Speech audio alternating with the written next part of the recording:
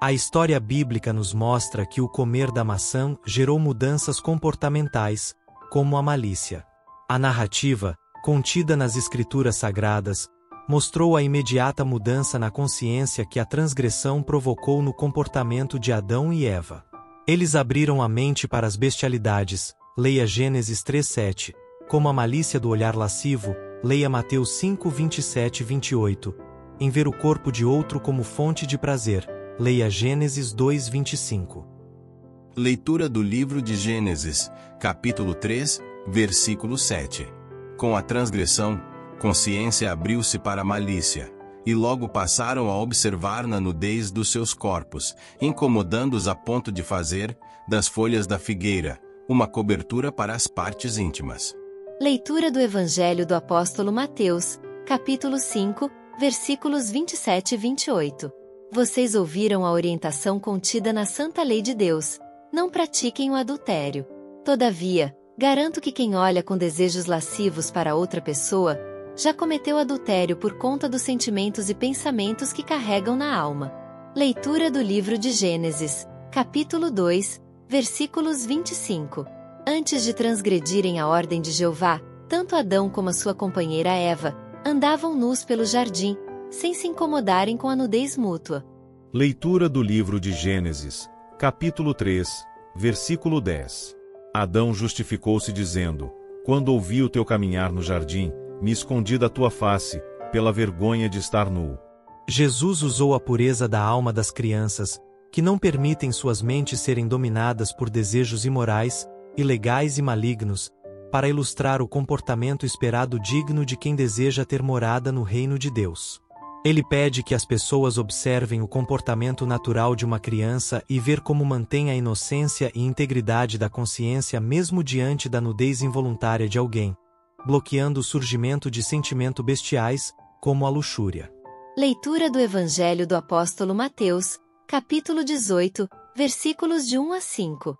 Estando reunidos com Jesus, os discípulos, em determinado momento questionaram: Mestre, quem é o maior no reino de Deus nos céus? Jesus, chamando uma inocente criança para perto, colocou-a em pé, ao seu lado. E em seguida explicou: pelo Espírito da verdade que habita em mim, revelo ser necessário que primeiro entrem no reino de Deus, nos céus espirituais. Para isso acontecer, necessitam primeiro arrependerem-se dos males praticados, e santificados, recuperarem a pureza, como a das crianças. Assim, o maior no reino celestial de Deus é quem volta a ser puro como esta criancinha, e, no meu nome, recebe os necessitados, pois a mim recebe. O desejo pelo cônjuge é natural, contudo evitem os desejos excessivos e doentio, que ocasionam a não saciedade com o cônjuge ou a obtenção da satisfação vem por meio do uso da força física e psicológica, da dor, da fraude conjugal e outras ações enquadradas como obra maligna da carne. Leitura da Carta do Apóstolo Paulo aos Gálatas, capítulo 5, versículos de 19 a 21. As obras malignas manifestadas na vida carnal são imoralidade sexual, orgias, lascívias, idolatria, ocultismo, ódio, disputas, discórdia, ciúmes, confusões, egoísmo, fofocas, inimizades, formação de seitas, invejas, embriaguez, luxúria e outras ações que se enquadrem nessas condutas malignas. Reitero as advertências já feitas antes, lembrando que, quem pratica essas ações malignas, e não se arrepender de as ter praticado, não herdarão as bênçãos que dá acesso ao reino de Deus.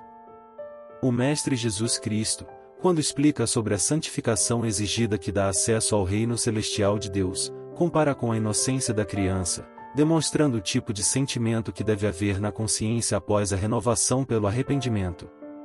As crianças, mesmo diante de muita fortuna alheia, não as ambicionam e, quando possuem pouco, compartilham o que possuem com quem não tem, por não guardar o sentimento malicioso da soberba, fruto do egoísmo, desenvolvida na vida cotidiana pela tradição. Os cônjuges devem guardar esse sentimento puro de amor e respeito, sem incomodar-se com o sucesso e ou o defeito do outro, mas contribuir para o crescimento da pessoa amada, para que a união cresça espiritualmente e fortifique-se nos caminhos da fé.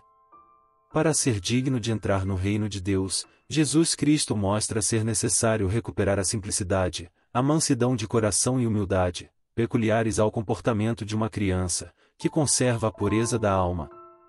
Iniciem essas práticas no seio familiar. Leitura do Evangelho de Lucas, capítulo 22, versículos de 24 a 26. Envolvidos pela vaidade, dentre os discípulos surgiu uma calorosa discussão acerca de quem seria o mais importante no ministério.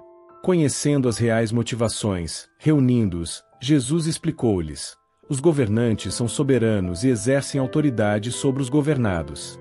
Vocês não podem agir como eles. Quem desejar ser o maior, seja humilde como as crianças, servindo os carentes conforme as necessidades.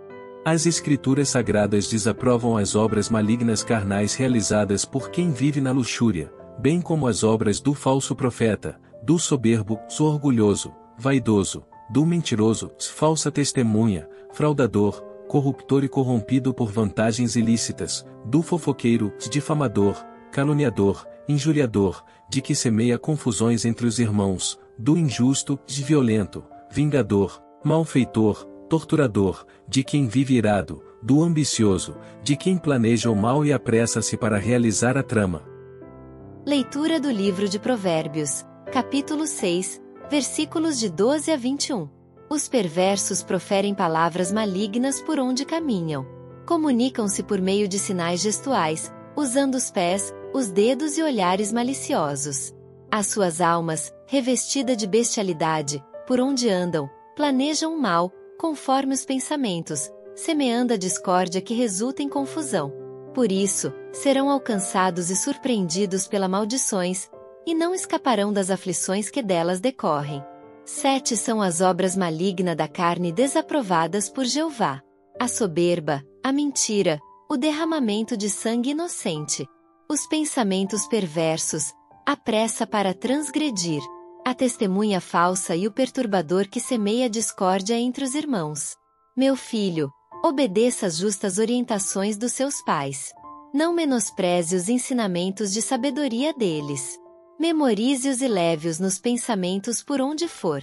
Ciente dos ensinamentos de Jesus Cristo a respeito da pureza angelical das crianças, o apóstolo Paulo complementa a orientação aos servos diligentes e praticantes da palavra de Deus, pedindo que perseverem e mantenham-se firmes na fé e, com os pensamentos puros, tão quanto aos das crianças, eliminem as malícias quando surgirem na mente. O correto é comportar-se conforme a pureza das inocentes crianças, porém, devem ser diligentes e manter o entendimento amadurecido na palavra de Deus. Leitura da primeira carta do apóstolo Paulo aos Coríntios, capítulo 14, versículo 20. Meus amados irmãos, que os seus pensamentos sejam tão puros como os das crianças, que não guardam malícia e nem maldade. Todavia, conservem o raciocínio de adultos para as coisas de Deus. Avaliando com empenho a história do pecado original, conseguimos destacar que as teorias manipuladoras da serpente espiritual contribuíram para ver mudança do comportamento de Adão e Eva, retirando a inocência ao corromper o entendimento deles. Sobrecarregando-os com desejos tortuosos contrário à vida harmoniosa em sociedade, ao confundir o entendimento sobre o certo e o errado contido na Santa Palavra de Deus, apresentada aos encarnados pelo profeta Moisés, a lei de Deus que mostra o verdadeiro caminho que conduz à vida espiritual eterna no reino de Deus. Leitura do livro de Deuteronômio, capítulo 30, versículos de 19 a 20. Hoje os santos anjos dos céus espirituais e da terra testemunharão que apresentei claramente, a vocês, os caminhos que conduzem à vida eterna ou à morte espiritual. Vocês estão cientes sobre as obras da santa lei de Deus que os conduzem às bênçãos, bem como das obras malignas que os levam aos caminhos das maldições. Que você e os seus descendentes escolham sabiamente andar pelo caminho que leva à vida eterna, amando o Senhor Jeová, teu único Deus, obedecendo às suas santas orientações. Pois, delas depende o tempo no qual habitará alegremente sobre esta terra, que lhe foi dada como herança, conforme a promessa feita por Jeová aos teus ascendentes Abraão, Isaque e Jacó. Essas doutrinas tortuosas embaralham o entendimento das pessoas, por estarem misturadas com a hipocrisia, e assim, deturpam a orientação original de Deus de amar incondicionalmente o próximo como a si. Leitura do Evangelho de Marcos, capítulo 12, versículos de 30 a 34. Ame a Jeová, o único e verdadeiro Senhor Deus que você voluntariamente escolheu para servir, de todo o entendimento e com toda a força que há na tua alma, revestindo os teus pensamentos nas santas orientações dele. O segundo princípio divino, que o complementa, consiste em amar incondicionalmente o teu próximo como você se ama. Não há maior preceito que esses. E disse o escrivão da Santa Lei: Mestre, respondestes conforme as Escrituras Sagrada, ao revelar haver apenas um único e verdadeiro Deus, e outro além dele não há. Ainda, conforme registro nas Escrituras Sagrada, revelaste que devemos amá-lo de todo o entendimento e revestindo os pensamentos nas santas orientações dele. Ensinas corretamente que devemos incondicionalmente amar o próximo da forma como gostaríamos de ser amado pelas pessoas em nossa volta. Esses dois princípios anunciados antecedem e estão acima de qualquer oferta e sacrifício. Vendo Jesus que ele falava com a sabedoria proveniente do corpo espiritual, disse-lhe: Não estás longe de alcançar o reino de Deus. E depois disso, ninguém ousava questionar-lhe, com fim de testar o seu conhecimento sobre as Escrituras Sagradas. Leitura do Evangelho de Lucas, capítulo 10, versículo 27. Ame Jeová, o Senhor Deus que vocês voluntariamente escolheram servir, de todas as tuas forças e o entendimento que possuem. Também, ame incondicionalmente o teu próximo da forma como você se ama.